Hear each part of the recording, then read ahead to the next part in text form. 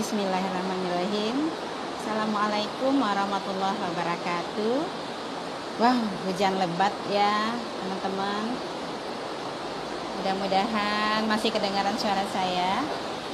Kita menunggu dulu beberapa teman yang masih belum bergabung. Ya. Halo, assalamualaikum. Apakah suara ibu cukup bisa didengar bagi teman-teman yang sudah bergabung?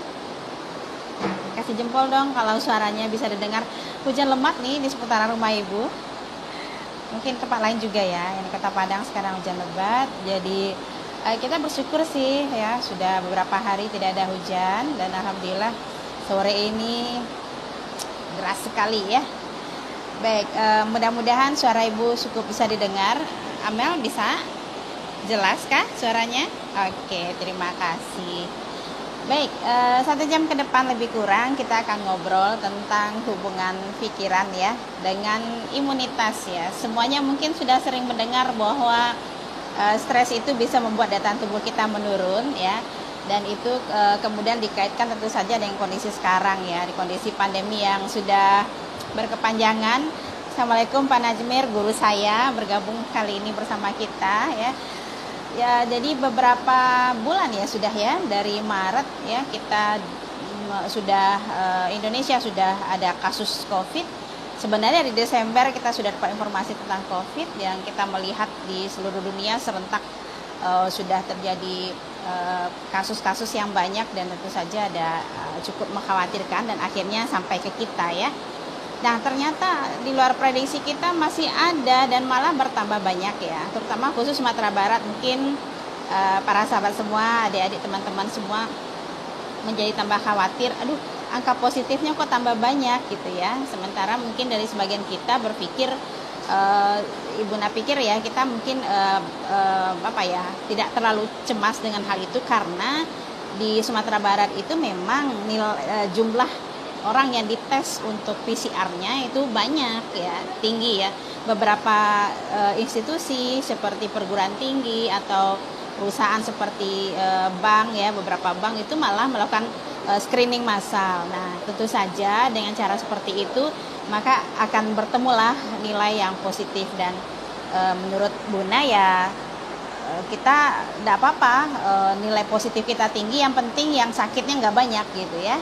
Yang positif itu orang tanpa gejala, lebih kurang 80% katanya seperti itu adalah orang tanpa gejala. Yang penting what next ya, yang tanpa gejala ini mestilah teman-teman kita ini bersedia untuk diisolasi ya di rumah sendiri, yang mampu mengisolasi mandiri ada panduannya dari Kementerian Kesehatan, atau berada di rumah-rumah atau gedung-gedung yang disediakan oleh pemerintah.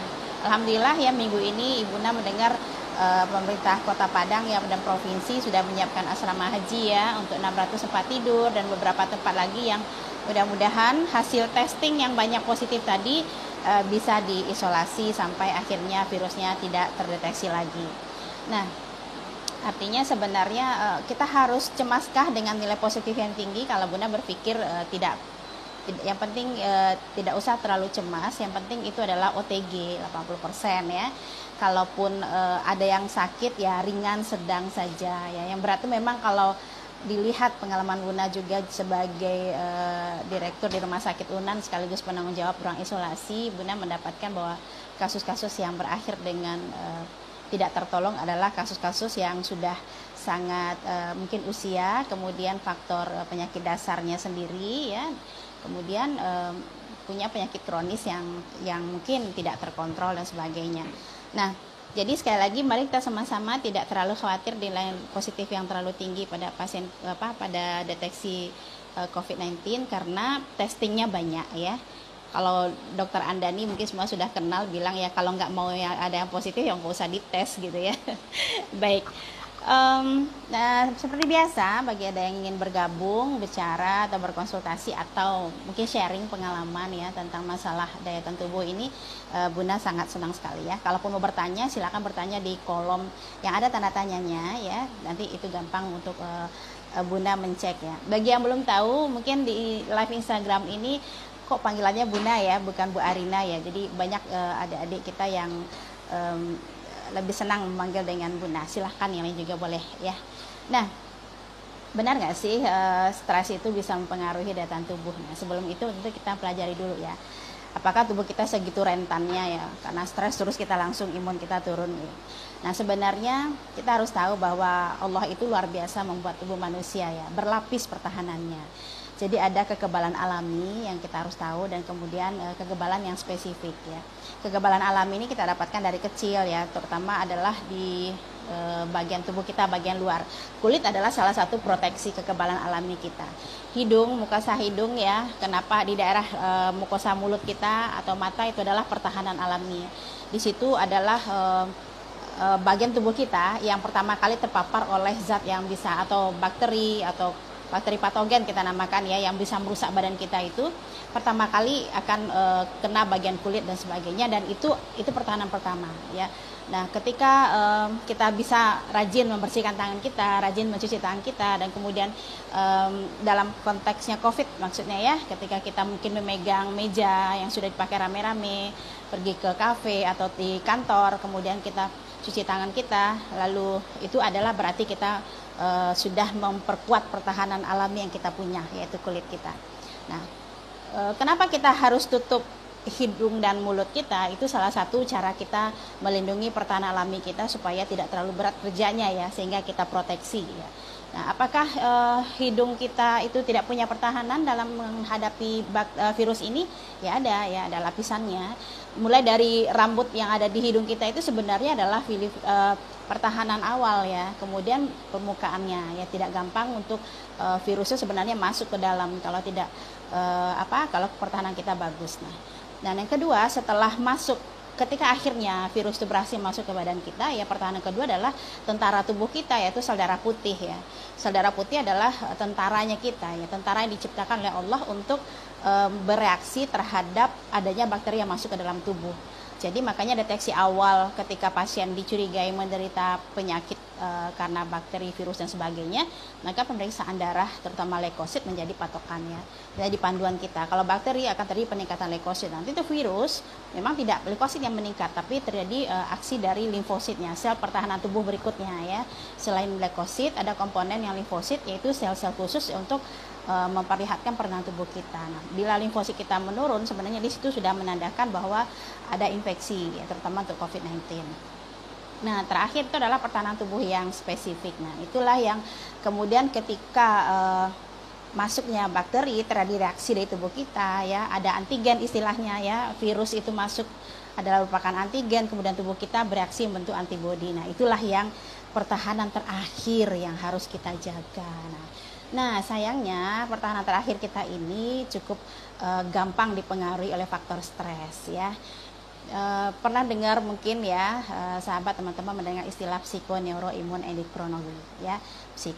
Psikologis tentang pikiran, neuron ya, tentang saraf otak ya, imun daya tahan tubuh, dan endokrin itu hormon metabolisme tubuh kita. Sebenarnya kalau pernah dengar juga enggak brain, body, behavior ya. Brain itu sel otak kita, body itu tubuh kita, dan behavior perilaku atau lingkungan, dan ketiganya membentuk mind ya, konsep berpikirnya. Nah, jadi kita bicara di situ, kita masuk di sana bagaimana sebenarnya stres itu bisa mempengaruhi daya tahan tubuh kita. Sepertinya ada pertanyaan, kita jawab dulu supaya nggak numpuk ya. Oke, ini pertanyaan dari Jailani Aron ya. Bagaimana menjaga imun bagi saya yang sedang mengalami gastropati dan GERD ya. Kasus ini banyak sekali ya, GERD terutama ya. Kemudian tentu saja terkait dengan stres paling sering, karena GERD ini memang tidak gampang untuk merilisnya ya. Perlu perubahan perilaku, pola makan dan sebagainya. Nanti akan saya jawab karena ini berarti udah ke aspek tata laksana ya. Kita cerita dulu kenapa sih tubuh kita bisa ketika stres itu gampang mempengaruhi daya tahan tubuh. Nah, pikiran kita itu ketika kita mengalami suatu tekanan, ya kita semua ingat lagi ya, stres itu adalah segala hal yang bisa membuat kita tertekan ya, segala hal yang membuat kita menjadi ada tekanan ya, tidak nyaman ya, segala hal yang mungkin membuat kita terancam. Seperti sekarang misalnya semakin banyak angka yang positif dan katanya berkisar 25, sekian persen itu setiap yang diperiksa itu positif. Artinya dari 100 orang yang diperiksa diperkirakan 25 sampai 30 orang, 25 lebih kurang itu bisa positif. Artinya kalau kita bertemu dengan 3 orang, 1 di antara mereka kemungkinan positif walaupun tanpa gejala. Nah, itu tentu saja akan menimbulkan kekhawatiran. Akhirnya kita menjadi khawatir, worry pergi keluar ya, kita khawatir pergi ke tempat keramaian ya, dan memang sangat disarankan untuk tidak pergi ke daerah keramaian ya. Tapi kita harus jalan terus kan kehidupan kita ya. Kita bagaimanapun bila ada hal yang perlu kita cari keluar ya kita terpaksa harus keluar. Karena itu maka menjaga proteksi salah satu tadi adalah membantu menjaga proteksi awal ya. Tadi mungkin masih ingat yang baru bergabung bahwa daya tahan tubuh kita itu, pertahanan tubuh kita itu pertama adalah pertahanan alami adalah dari kulit dan permukaan mukosa hidung, mulut dan mata kita. Nah, itu yang kita jaga dengan menggunakan proteksi tadi. Nah, ketika kita mengalami tekanan ya, baik akut itu dalam periode cepat ya, baru kejadian mungkin berkisar sekitar 1-2 minggu, ataupun kronis ya lewat dari 2 bulan itu sudah bisa dikatakan kronis. Nah, kalau sekarang berarti ancaman COVID sudah kronis jatuhnya ya, karena sudah berjalan lebih kurang masuk bulan ke-8 ya, dari bulan Maret, April, Mei, Juni, Juli, Agustus, September, Oktober, 8 mau masuk November, besok 1 November bulan ke-9. Itu jelas sudah tekanan yang kronis sifatnya. Nah, bagi sebagian kita mungkin sebagian kita tidak sanggup beradaptasi sehingga akhirnya timbullah gangguan emosional ya. Tapi yang mampu beradaptasi, yang bisa kemudian mencoba kehidupan tetap jalan terus tapi menjaga proteksinya, nah itu mungkin survive ya, saat ini masih bisa pergi kerja, masih bisa berani pergi ke pasar dan sebagainya, walaupun tentu saja harus tetap menjaga proteksi. Nah, apakah seperti itu kita semua yang di luar sana? Nah, Bunda juga nggak yakin ya, karena Bunda melihat bahwa di luar itu masih ramai tanpa masker ya, masih ada yang pergi pesta dan berfoto-fotonya cukup rapat ya. Jadi artinya berani tapi tidak mengikuti protokol itu tidak Bunda sarankan. Nah, kembali kepada masalah stres tadi. Stres ini pertama akan pengaruhi, sisi pertama yang bisa dipengaruhi adalah brain ya, otak kita sendiri ya. Ketika kita mengalami tekanan, maka diterima oleh bagian otak kita yang namakan hipotalamus ya, pusat emosi kita, yang nanti di sana akan mempengaruhi banyak hal. Salah satunya simpatis ya, saraf otonom. Susunan saraf otonom itu adalah bagian tubuh kita, saraf kita yang bergerak, yang menggerakkan tubuh tanpa kita kendalikan. Jadi yang menggerakkan jantung, menggerakkan pompa paru-paru, ya, mengatur aliran darah, pergerakan pembuluh darah, ya, mengecil atau membesarnya itu semuanya menggunakan sistem saraf otonom. Nah, ada 2, simpatis dan parasimpatis. Nah, ketekanan pertama, stres itu lebih banyak memicu kepada simpatis, maka gejala yang timbul itu pada tubuh kita. Otak tadi akan melalui saraf simpatis tadi akan mempengaruhi tubuh kita, jadi jantung kita akan berdebar, frekuensinya lebih meningkat ya. Kemudian nafas kita mungkin terasa sesak. Ini nih yang salah dimengerti dengan gejala COVID ya, padahal sesaknya karena cemas gitu ya. Kemudian kalau di saluran cerna menjadi melambat, jadi kembung gitu ya.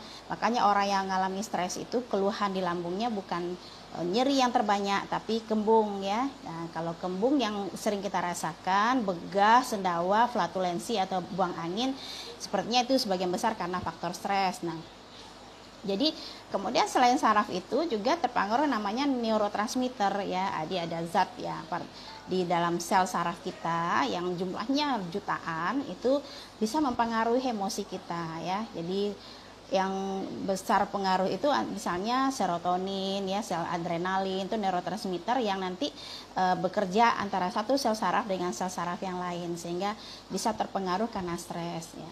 Kemudian yang ketiga hormon. Nah, ini yang paling sering ya, yang paling banyak penelitian Bunda tahun 2006 ya, waktu penelitian baru tamat spesialis, Bunda membuktikan bahwa pada orang yang mengalami stres itu, terutama depresi ya, kalau sudah mengarah stres bisa berujung pada penyakit yang namanya depresi, itu ternyata hormon kortisolnya meningkat tajam, terutama pada pagi hari dibandingkan orang yang tidak depresi. Nah, itu artinya penelitian lain pun banyak ya, di internasional, nasional pun bisa banyak membuktikan bahwa memang ada ya secara nyata di tubuh kita itu terjadi peningkatan dari hormon stres yang terkenal adalah hormon kortisol ya. Sebenarnya hormon kortisol ini dibutuhkan oleh tubuh ya ketika kita mengalami tekanan ya, walaupun sifatnya belum suatu tekanan yang distress ya, yang menimbulkan kondisi yang negatif. Stres itu ada yang positif ya, membuat kita aktif, membuat kita kreatif ya. Mungkin ada yang pengalaman ya, kalau mau ujian, kenapa ya sehari sebelumnya tuh menghafalnya mantap banget gitu ya. Besok ujian nih, malam ini masuk semuanya yang kita pelajarin ya. Besoknya istilahnya sistem kebut semalam ya, walaupun itu nggak bagus ya. Tapi itu membuktikan bahwa ketika kita stres besok mau ujian, kita jadinya pengen daya tangkap kita menjadi luar biasa gitu. Nah itu sebenarnya stres tuh dibutuhkan ya. Tapi ketika stres itu berkepanjangan dan kita nggak berhasil beradaptasi dengannya, dilandasi dengan kecemasan yang berlebihan secara terus-menerus, kortisolnya meningkat tajam terus dan tidak akhirnya malah mempengaruhi tubuh kita, yang mempengaruhi fisik kita. Nah inilah yang kemudian mempengaruhi kadar gula darah, mempengaruhi tekanan darah ya. Dan banyak penyakit kronis lain akan muncul ya, termasuk ada yang berpendapat para ahli ya, berujung pada keganasan juga bisa dipicu oleh stres yang berkepanjangan. Nah, bagaimana dengan sistem imun ya? Tentu saja ya, pertahanan spesifik kita tadi akhirnya tidak mampu lagi mengendalikan daya tahan tubuh kita sehingga dia menjadi tertekan. Ya, jadi pertahanan terakhir ini tertekan karena stres yang berkepanjangan.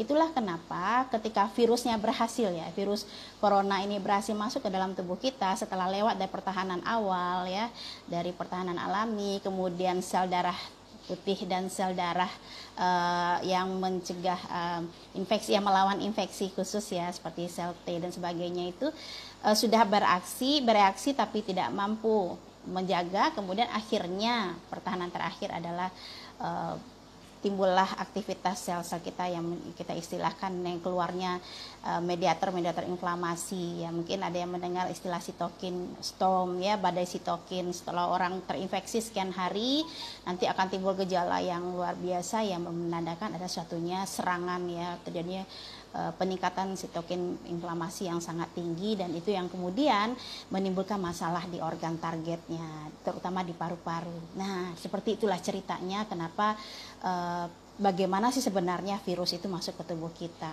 Nah, artinya sebenarnya kalau begitu kita punya peluang dong untuk memperkuat sel pertahanan alami, bukan sel ya, memperkuat mekanisme pertahanan alami kita di depan ya. Kemudian memperkuat kemampuan yang kedua, yaitu bagaimana sel leukosit kita itu punya kekuatan yang luar biasa untuk mematahkan serangan virusnya supaya pertahanan terakhir kita tidak kalah. Nah, artinya kalau begitu kita semua ya, sahabat semua, adik-adik, Bunda sarankan ya, kalau kita pahami sifat virus bahwa dia tidak bisa menembus ya suatu masker dengan jarak kemudian dengan jarak sekian 1,5 meter itu dia tidak sampai ke kita.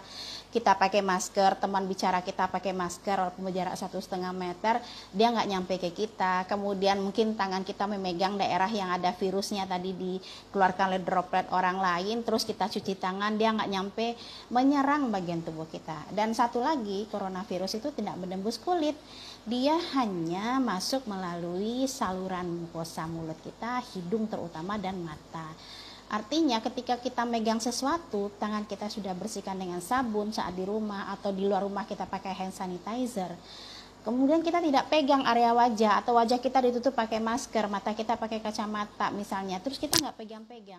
Kebiasaan perempuan merapiin jilbab kayak gini nih. Nah, ini sebenarnya suatu hal yang perlu di stop sekarang ya. Nah, kemudian ketika nyampe di rumah kita bersihkan diri kita dulu, pakaian-pakaian kita rapikan. Ini sebenarnya kita memperkuat pertahanan alami kita ya. Nah, coba kalau kita stres. Itu yang kedua. Kalau tadi Bunda bilang stres psikologis mempengaruhi otak, brain. Stres psikologis mempengaruhi body, fisik. Stres itu mempengaruhi behavior, perilaku. Nah, orang yang stres maka perilakunya menjadi tidak terkendali ya. Dia tidak ingat bahwa ada aturan protokol yang harus dia patuhi. Bunda sering bilang pada staf Bunda yang di ruang isolasi, Kalau kalian stres masuk ruang isolasi, tenangkan diri dulu. Karena justru sudah pakai APD level 3, kemudian panik, stres di dalam, keluar, merasa sesak misalnya. Pertama biasanya kalau orang tidak biasa baru mencoba pakai APD itu dia sampai di dalam nggak kuat. Kalau dia tidak netralkan dengan menenangkan diri, maka rasa cemas itu akan memicu nafasnya semakin sesak. Kebayang dong, pakai masker yang ketat APD level 3, pasti berkeringat ya, pasti sesak. Kalau nggak dikendalikan tambah sesak dan kemudian buru-buru pengen keluar ya, dan buru-buru pengen keluar membuat kita lalai mengikuti protokol melepas APD. Makanya penelitian mengatakan ya, dari beberapa pendapat ahli juga mengatakan petugas isolasi yang bisa terpapar COVID adalah petugas isolasi yang saat melepas APD-nya dia tidak mengikuti standar. Mana dulu yang dicopot ya, mana yang dulu dilepas, bagaimana mencuci tangan, bagaimana mandi dan sebagainya. Kalau urutannya tidak sesuai dengan protokol itu tentu saja berdasarkan penelitian ya, berdasarkan telaah dulu, maka kemungkinan dia terpapar. Kenapa dia bisa tidak sesuai dengan protokol? Bisa karena paniknya, bisa karena stresnya. Jadi stres itu membuat perilaku kita tidak terkontrol. Stres itu membuat kita bicara. Kita bisa lihat ya, kalau teman kita, orang yang stres biasanya jarang paham kalau dia lagi stres ya. Yang stres itu justru yang mengingatkan kan temannya, kamu kok berubah sih sekarang? Perasaan kamu gak begini deh. Nah, di situ kita bisa lihat ya, bahwa perubahan perilaku kita menandakan kita mengalami masalah ya. Stres kita lagi banyak, pikiran kita lagi penuh, sehingga kita tidak mengontrol lagi cara bicara ya, ekspresi wajah kita, kemudian pekerjaan kita seperti nggak selesai, bolak-balik mondar-mandir nggak kelar ya, karena perilaku kita berubah karena stres. Perilaku apa lagi yang berubah? Pola tidur kita bisa berubah, pola makan kita bisa berubah. Kalau Bunda dulu waktu masih sekolah ya, masuk S1 ya, kalau stres itu Bunda banyak makan. Yang lain gimana kira-kira? Ada yang kalau stres nggak makan-makan, acungkan tangan. Ya, mungkin begitu kan. Nah, jadi artinya 3 sendi tadi, bahwa stres itu mempengaruhi otak, sel otak kita, perilaku neurotransmitter. Stres itu mempengaruhi tubuh kita, ada perubahan dari hormon, perubahan dari sel-sel pertahanan tubuh kita, dan stres itu yang ketiga mempengaruhi perilaku. Sekarang Bunda tanya, kira-kira teman-teman kita di luar sana yang nggak mau pakai masker stres atau tidak? Ada yang bisa bantu? Silakan jawab di kolom komentar. Stres atau tidak? Reaksi stres itu bisa 2 ya, sebenarnya 6 ya kayaknya ya, yang lebih ininya ada 6, tapi sebenarnya 2 ya. Pertama, dia menerima ancaman itu, dia menjadi takut ya kan, dia menjadi cemas, atau dia tolak, denial, nggak bener itu, nggak ada itu, mana ada virusnya, nggak ada, aman-aman aja gitu. Bener ya sih? Ada orang pendapat seperti itu. Bisa jadi yang seperti itu memang stres, memang dia sebenarnya berusaha mengelak dari masalah, flight dia berusaha mengelak, dia berusaha tidak percaya, sebenarnya itu upaya dia dengan flight ya, menghindar dari tekanan gitu ya. Oke, ada yang tadi susah makan kalau stres Bu, asam lambung sering naik, nah dari Efrizal. Nah memang iya, jadi ketika kita mengalami tekanan itu ada titik di otak kita, ada yang namanya titik lapar ya, ada titik kenyangnya. Nah ketika kita mengalami stres, ada sebagian orang yang terangsang itu adalah titik laparnya, sehingga dia hilang ya keinginannya untuk sehingga terasa pengen makan terus. Ada yang titik kenyangnya sehingga merasa kenyang terus sehingga nggak makan ya. Nah tentu saja ya ikutannya pasti ada. Itu makanya Ibu bilang tidak akan bisa dilepaskan antara brain, body, and behavior ya. Dan ketiga ini mempengaruhi mindset, pola pikir. Nah, makanya kalau kita ingin, seperti tadi ada pertanyaan ya, gimana ngetasin tadi pertanyaannya, menjaga imun saya yang sedang mengalami gastropati. Sekarang kita tanya, mengalami gastropati is okay, mengalami GERD is okay, tapi stres nggak? Nah, kalau tidak stres, oke, tidak masalah. Obatin gastropatinya, obatin GERD-nya. Tapi kalau penyebab pemicu dari dua kondisi ini adalah stresnya, justru itu yang dikendalikan. Ya, kalau kita tidak punya rasa kecemasan, ketakutan terhadap sesuatu yang mengancam, tentu menjadi tidak normal sebenarnya. Orang normal wajar stres, tetapi bagaimana supaya stres itu tidak menjadi berkepanjangan terus merusak bagian tubuh kita. Jadi artinya yang kita kelola adalah manajemen emosinya gitu loh, mindsetnya, melatih pola pikir kita ke arah yang lebih positif. Apakah ada yang positif kita dapatkan di saat kita kena pandemi COVID? Ada yang bisa bantu jawab? Ada yang mau interaksi? Bagaimana? Ada yang mau berdiskusi dengan Bunda langsung? Ada nggak sisi positif dari COVID ini saat ini yang bisa kita lihat?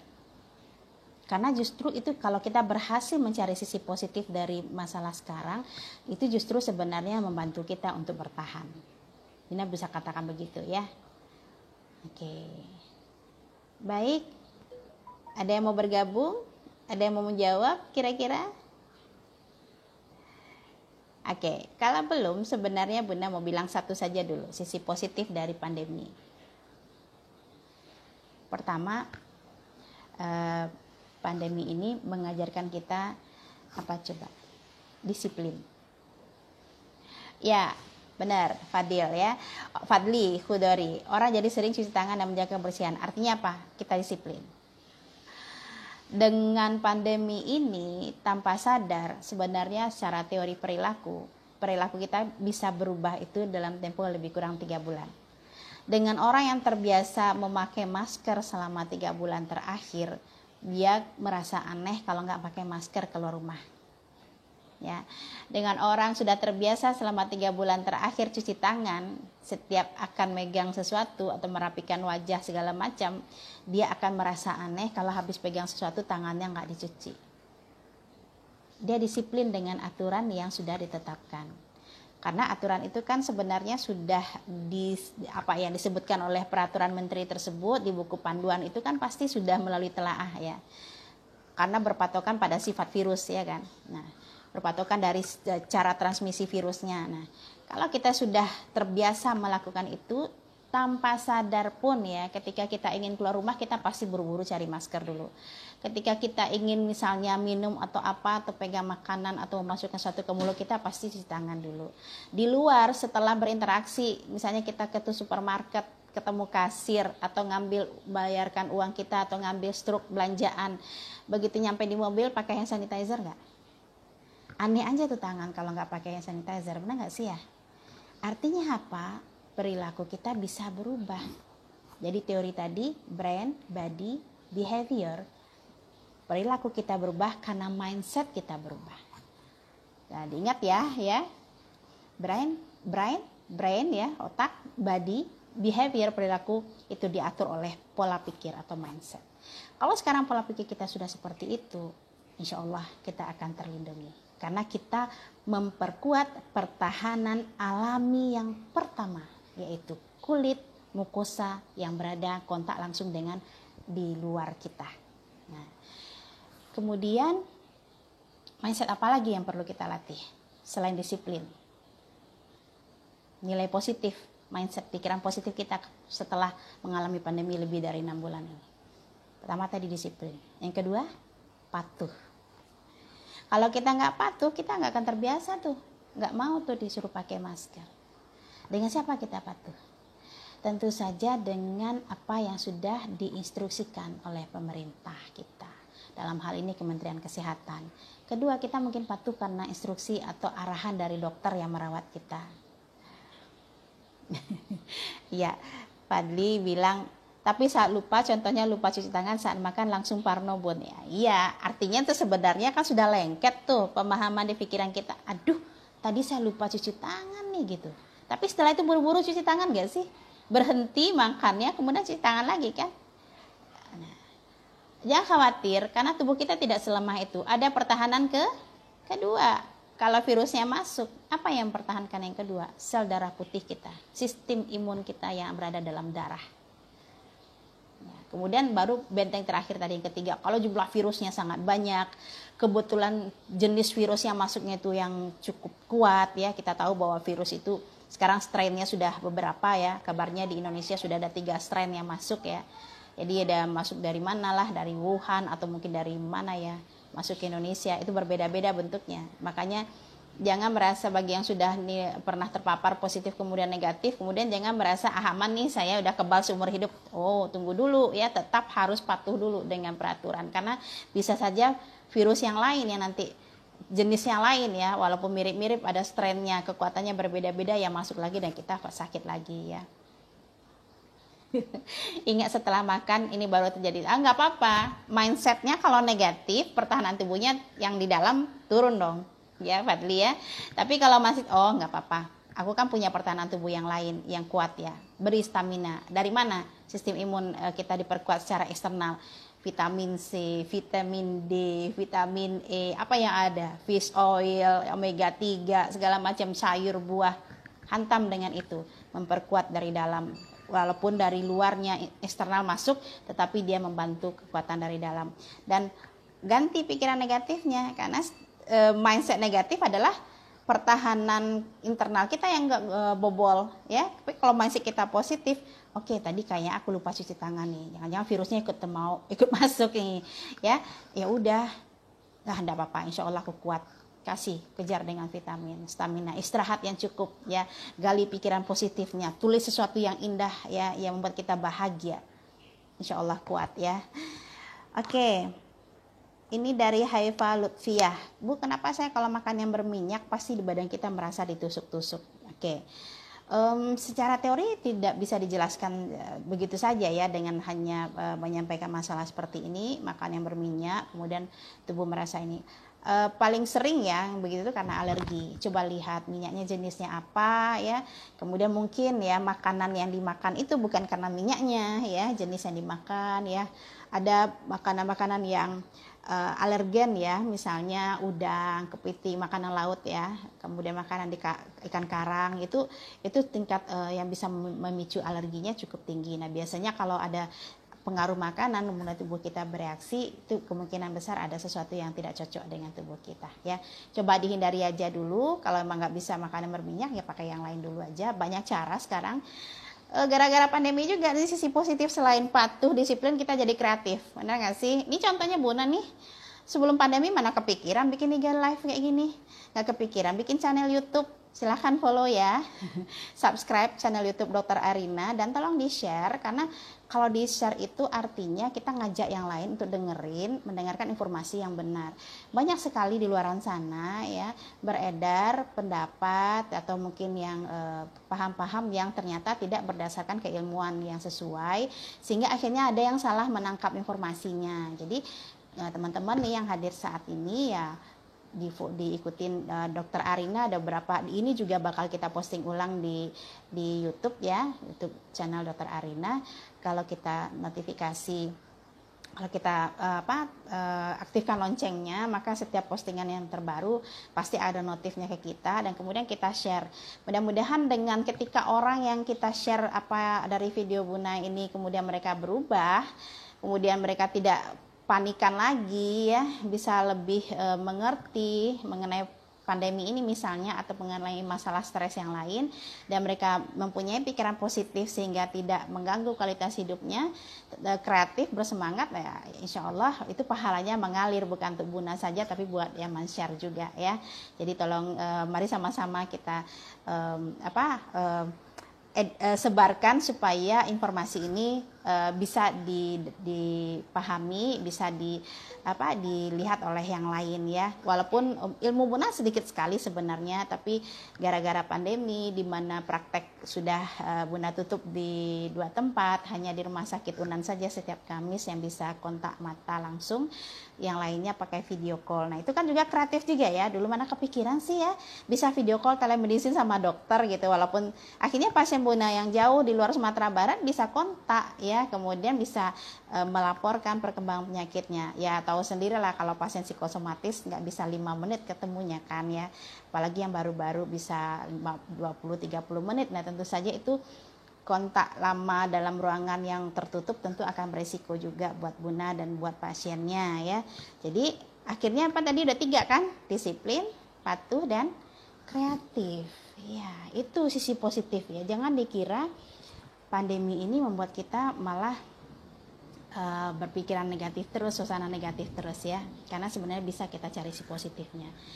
Nah, kembali ke mind tadi ya.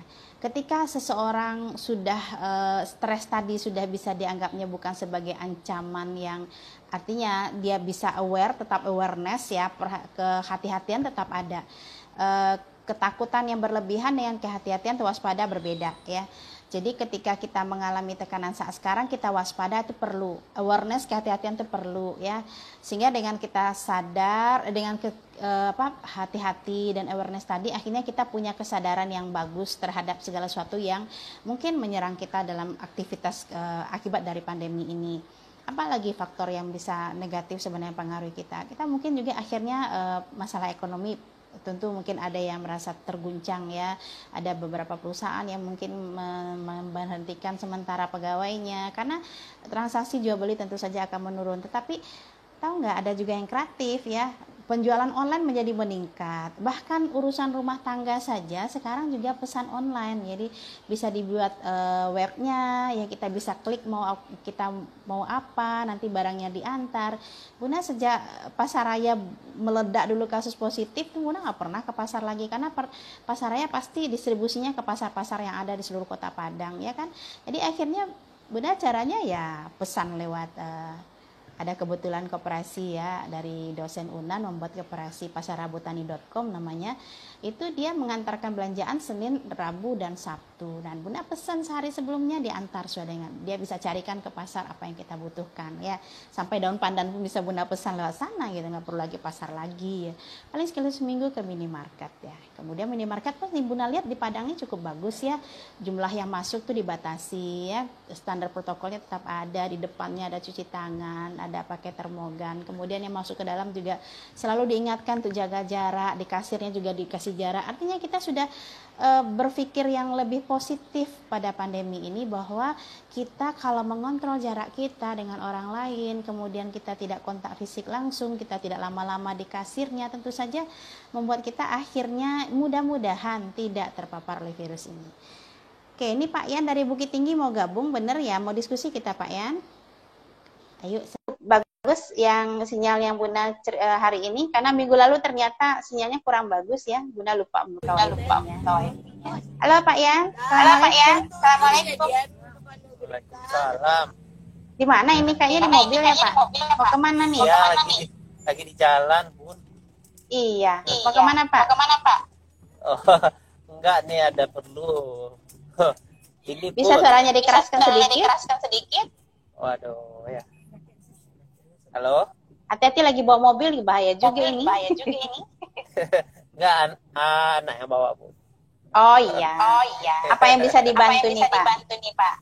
Ini Bun, dari tadi siang kan. Ya. Tiba-tiba lemes, badan enggak enak aja kan. Napas tadi siang aja terus. Iya, dari siang sampai sekarang nih masih sesak.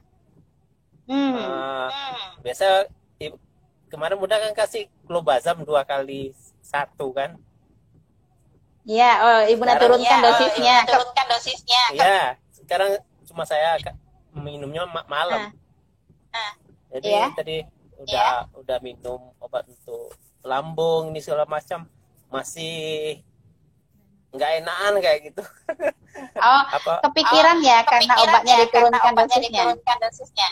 Enggak juga, emang kalau saya biasa minum pagi kan, bawaannya mau tidur aja, Bun. Ya, makanya kemarin kita kurangi kan yang pagi itu. Iya. Ya. Itu biasa sebenarnya ketika ada perubahan terapi. Ya, cuman caranya Yan itu ketika pagi itu merasa gelisah, sama Pak Yan mencoba alihkan perhatian dulu ya. Jangan fokus dengan keluhan yang ada di badan. alihkan perhatiannya, kemudian setelah sibuk dengan kegiatan lain biasanya itu lupa, nggak terasa lagi. Tapi kalau fokus ke situ, maka akan tambah berat ya. Ini yang saya maksud dengan mind ya, mindset tadi. Kalau mindsetnya bilang, aduh ini hari ini saya tidak terlindungi obat nih, keluhannya kambuh lagi nih karena obatnya dikurangi guna nih, gitu lah. Ya, jadi mindsetnya negatif. Oh, nah ini dari pagi emang sibuk, dari pagi sampai siang emang sibuk. Pas sudah ini kan kecapean, udah lemes kan, saya mau istirahat. Terus dari mulai istirahat tuh udah nggak enak aja kan, kayak mana ya udah. Kalau misalnya kesibukan pagi itu orang lain juga merasakan kelelahan yang sama, normal dong. Iya. Enggak masalah. Jadi bukan penyakit yang kambuh ya. Iya, sampai sekarang nih sesak. Aduh, mau minum tadi udah. Nah, sesak yang sekarang mungkin karena kembungnya itu. Iya, kembung Bu Emma. Makan aja males lah. Ya. Nah, justru nanti malah memicu gasnya tambah banyak. Jadi jangan ikutin malesnya. Cara makannya, makan sedikit dulu ya, sekitar sepertiga porsi, 10-15 menit kemudian baru dihabiskan. Jangan langsung dihabiskan semuanya ya. Iya. Oke, saya jelaskan lagi karena ada gaung suara mungkin kurang jelas. Saya coba tutup dulu, nanti saya jelaskan lagi supaya Pak Ian bisa melakukannya, mempraktekkannya. Oh ya. Baik, terima kasih Pak Ian, lagi di perjalanan beliau di Bukit Tinggi ya. Jadi ceritanya beliau ini saya kurangi dosisnya karena kecemasan sudah berkurang, jadi obat cemasnya kita bisa kurangi dan itu ternyata menimbulkan kadang-kadang rasa nggak nyaman. Nah itu normal di fase-fase perubahan dosis tersebut, seseorang bisa mengalami ketidakyakinan ya, sehingga menimbulkan rasa tidak nyaman. Nah, kemudian rasa tidak nyaman ini tentu dong, seperti tadi Buna sampaikan, ketika pikiran kita tidak nyaman, itu sebenarnya ada stres akut lagi yang kita rasakan. Apa pemicunya? Yaitu pengurangan dosis obat ya.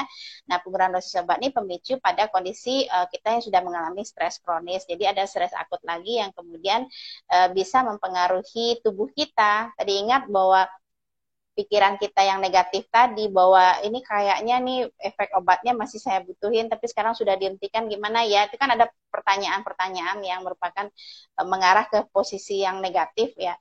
Dan itu mempengaruhi lambung kita, mempengaruhi hormon stresnya, mempengaruhi pertahanan mukosa lambungnya, sehingga terjadi aktivitas pembentukan gas yang lebih banyak ya, ditambah dengan tadi Pak Yan sendiri mengaku bahwa sangat letih hari ini karena pekerjaan yang banyak. Nah, letih itu kadang-kadang bagi kita penderita psikosomatis itu menganggap bagian dari penyakit. Ya, kalau patokannya, kalau seandainya orang lain dia beban kerja yang berat seperti itu, sama-sama capek, berarti itu bukan penyakit, berarti itu sudah lazim diderita ya, dialami oleh orang ketika aktivitas fisiknya berlebih. Nah, berarti jalan keluarnya apa dong? Ya, kalau secara berpikir positifnya, oke, saya berarti capeknya karena pekerjaan yang tadi cukup berat, maka saya sekarang istirahat. Nah, kalau terlanjur sudah banyak terbentuk gas yang membuat kita sesak karena desakan lambung kita itu kan sangat fleksibel, mobile ya, jadi bisa karena gasnya itu bisa mendorong ke atas, menimbulkan rasa nyesek gitu, maka jalan keluarnya tentu mengkonsumsi obat tadi ya, ada digunakan obat lansoprazol, ada ibu kasih untuk dismotilitas yang menggunakan domperidon, nah itu digunakan sampai kondisi nyaman 2-3 hari, baru di stop lagi, tidak apa-apa ya, tapi kemudian pola makannya juga diatur ya, untuk saat pertama mungkin sepertiga porsinya dimakan dulu, 15 menit kemudian baru dituntaskan. Kalau langsung makan banyak, maka gasnya itu akan pasti mendorong ke atas. Ya, dia akan tertekan oleh makanan yang masuk, minuman yang masuk, gasnya akan mencari jalan keluar. Inilah yang kemudian nyesek dan kemudian bisa menimbulkan reflux. Nah, lama-lama terjadi GERD nih, kayak teman kita tadi ya. GERD itu terjadi awalnya memang karena kondisi gerakan lambung kita yang tidak bagus, karena stresnya awalnya ya, selain dari perilaku makan kita juga pengaruh terhadap GERD ya. Nah, Mudah-mudahan jawaban Bunda bisa cukup menenangkan Pak Yan.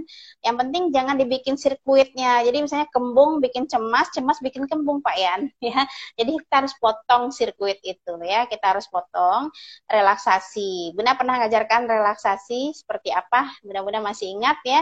Yang paling gampang tuh olah nafas. Ya di mobil juga bisa tarik nafas dalam melalui mulut, tahan pelan-pelan, tahan 10 hitungan, mungkin dengan berzikir Allah, Allah, Allah, Allah, Allah, Allah, Allah, Allah, Allah, Allah, tiup. Sampai habis rasanya udara dari paru-paru kita, kemudian tahan 5 hitungan. Allah, Allah, Allah, Allah, Allah. Tarik lagi. Tahan, tiup pelan-pelan, tahan. Itu cara relaksasi yang paling gampang dimanapun kita mengalami tekanan, dimanapun kita merasa tidak nyaman, lakukan saja. Kalau ada gangguan tidur, itu juga efektif ya. Kita coba nahan bernafas seperti itu 5-10 menit ngantuk pasti. Coba aja kalau nggak percaya.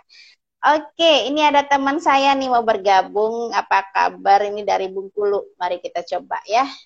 Masih ada waktu nggak sih? Oh ya, ada 12 menit.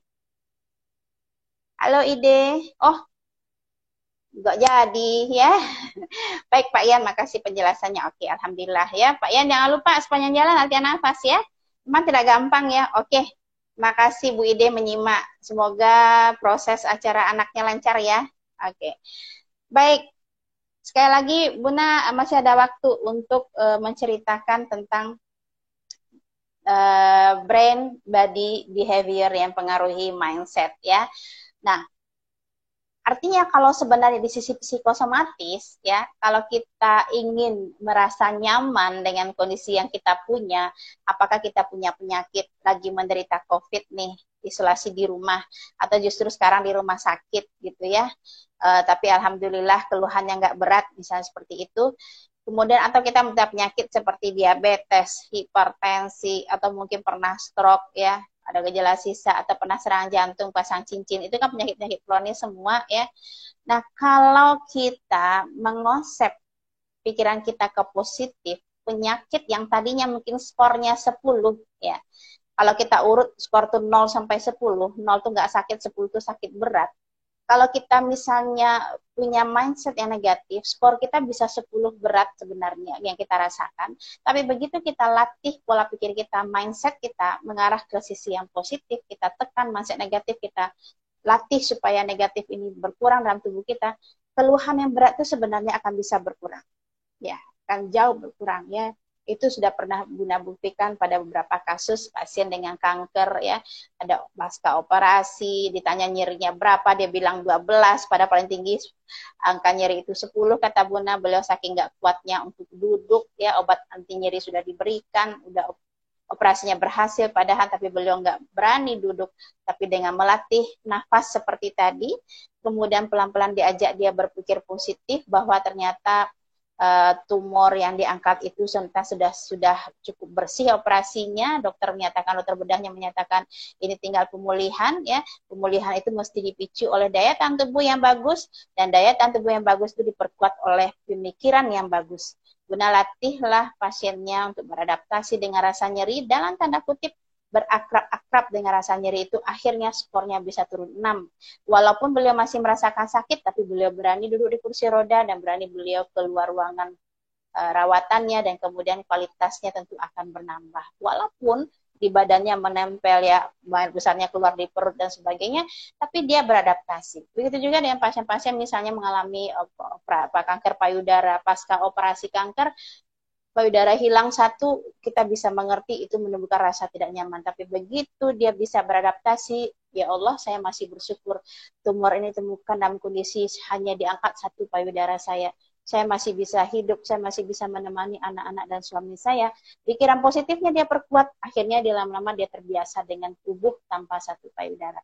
Begitu juga kalau kita yang menderita COVID, teman-teman yang menyimak ya, kalau ada yang menyimak acara ini atau nanti melihat di YouTube, sedang didiagnosis menderita COVID ya, kadang-kadang ada sekeluarga positif ya, kita terpaksa di rumah saja. Percayalah, sebenarnya itu adalah kesempatan yang diberikan Allah me time dengan keluarga atau diri sendiri untuk memperkuat energi positif kita.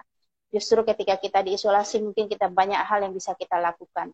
Di saat kita di rumah mungkin kita bisa punya banyak hal dekat dengan keluarga, anak dan sebagainya.